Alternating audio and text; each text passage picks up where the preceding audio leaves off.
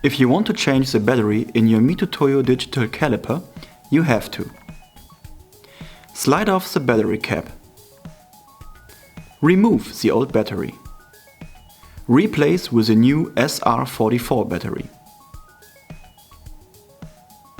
gently put back the battery cap, clean the measuring faces, close the measuring faces. Push and hold the origin button a few seconds. Then you can go about your daily measuring tasks.